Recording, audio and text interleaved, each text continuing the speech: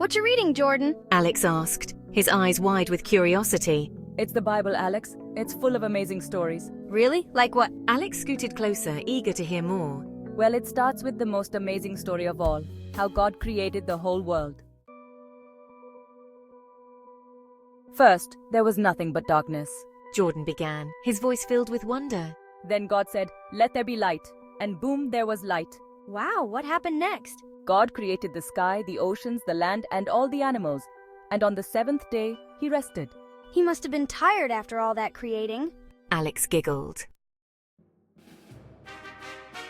Then there's the story of Noah. It's one of the most famous stories from ancient times. God told Noah to build a huge ark because a big flood was coming. This wasn't just any ordinary flood. It was going to cover the entire world. An ark? Like a big boat? How big was it? Exactly.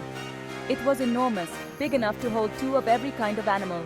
Noah gathered pairs of animals, from the tiniest insects to the largest elephants, and kept them safe on the ark during the flood.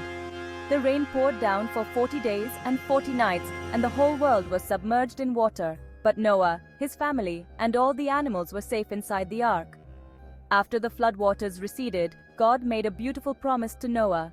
He placed a rainbow in the sky as a sign of this promise, vowing never to flood the whole world again. Wow, what a story. So the rainbow is a symbol of that promise? That's amazing. Tell me another one. What happened next in Noah's life? Okay, how about this? There was a man named Moses who led the Israelites out of Egypt where they were slaves. Slaves? That's not good. No, it wasn't. But God was with Moses. He even parted the Red Sea so the Israelites could escape. He parted the sea? How? It's a miracle. God's pretty amazing, right? Know you've been a good friend. Section 5, Laws, Land and Leaders. After they left Egypt, God gave Moses the 10 Commandments on Mount Sinai. These commandments were more than just rules. They were a covenant, a sacred agreement between God and his people. Moses climbed the mountain and received these stone tablets directly from a divine light, a moment that would shape the future of the Israelites. Jordan explained with great enthusiasm, eager to share the significance of these ancient laws. What are the 10 Commandments? These stone tablets held the key to a harmonious society, guiding the Israelites in their daily lives and interactions. They're like rules to help people live good lives. For example, don't lie, teaches honesty and integrity, and be kind to others encourages compassion and empathy. These commandments were designed to foster a community built on trust and mutual respect. Those are good rules. What happened next? The journey of the Israelites didn't end with the commandments. It was just the beginning of their quest for a promised land. The Israelites journeyed to a land God promised them. This journey was long and arduous, filled with trials and tribulations. They traveled through the harsh desert, facing numerous challenges along the way. It took a long time, but they eventually got there. Their perseverance and faith led them to a lush green land where they could finally settle and thrive. This land was a testament to their resilience and the fulfillment of God's promise. Now, this next part is about a new covenant, a new agreement between God and people. A new agreement? Why? Well, God loved everyone so much that he had a very special plan. He sent his son Jesus into the world. Jesus! Jesus is the Son of God, and he came to share the good news. What good news? That God loves us so much that he wants us to be close to him. Jesus taught about love, forgiveness, and helping others. After Jesus returned to heaven, his followers, called apostles, started sharing his message. They traveled far and wide, telling everyone about Jesus and his love.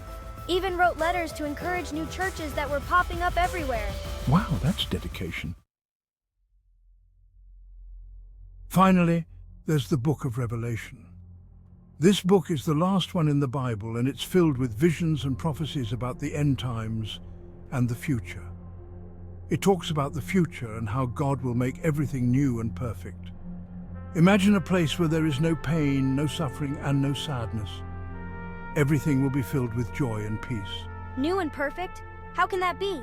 Like a brand new world? A place where everything is just right? Exactly. It's a world where God's love and goodness are everywhere. It's a promise that gives us hope and something to look forward to.